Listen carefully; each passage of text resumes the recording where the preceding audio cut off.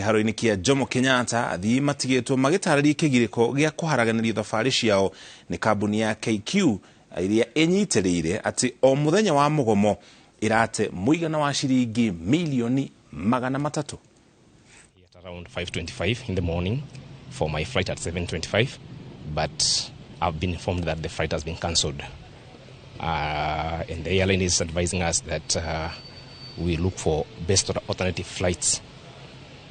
And right now, I've realized that I can't continue eating here because I need to know what to do with the travel.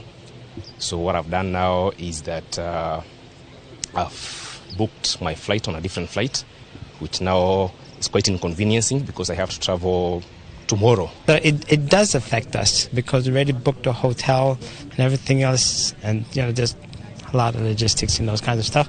But I think because of yesterday, what they should have done is anticipated today and said this is what we need to make things work more smoothly.